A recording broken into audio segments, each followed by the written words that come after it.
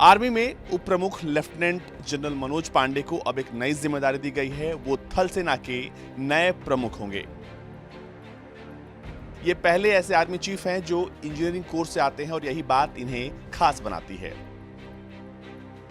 केंद्र सरकार ने इनकी नियुक्ति को हरी झंडी दे दी है और आगामी 30 अप्रैल को लेफ्टिनेंट जनरल मनोज पांडे को भारतीय सेना की कमान सौंप दी जाएगी। मनोज पांडे देश के पहले इंजीनियर होंगे जिन्हें सेना प्रमुख की कमान सौंपी जाएगी। आपको बता दें कि मौजूदा सेना प्रमुख मनोज मुकुंद नरवणे इस महीने के आखिरी में रिटायर हो रहे हैं। मनोज मुकुंद नरवणे के बाद लेफ्टिनेंट जनरल मनोज पांडे ही सेना में सबसे वरिष्ठ अधिकारी हैं।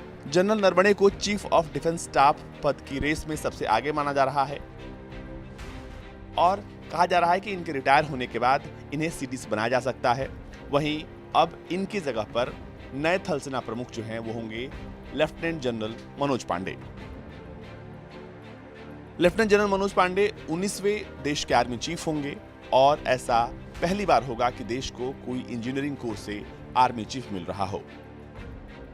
आइए अब जानते हैं लेफ्टिनेंट जनरल मनोज पांडे के बारे में विस्तार से, कब उन्होंने सेना ज्वाइन की और कब कब कहां तैनात रहे।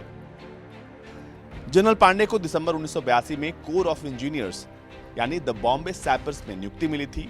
वो स्टाफ कॉलेज कैम्ब्रली ब्रिटेन से ग्रेजुएट हैं। उन्होंने आर्मी वॉर कॉलेज महू और दिल्ली में नेशनल डिफेंस कॉलेज में हायर कमांड कोर्स में हिस्सा लिया।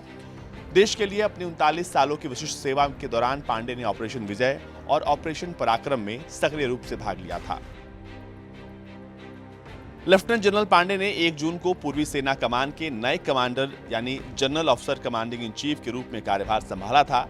ये कमान पूर्वोत्तर राज्यों सिक्किम और अरुणाचल प्रदेश क्षेत्र में चीन के साथ एलएसी की रक्षा के लिए तैनात थे। इसका मुख्यालय कोलकाता में है। लेफ्टिनेंट जनरल पांडे पूर्वी कमान के प्रमुख बनने से पहले अंडमान और निकोबार कमान के कमांडर इन चीफ भी रह चुके हैं।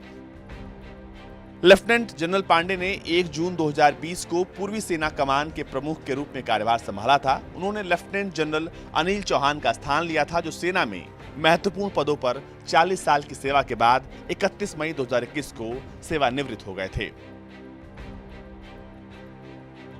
आपको बता दें कि इसी के साथ देश को उसका 29वां आर्मी चीफ मिल चुका है और इस नाम पर मुहर भी लग चुकी है।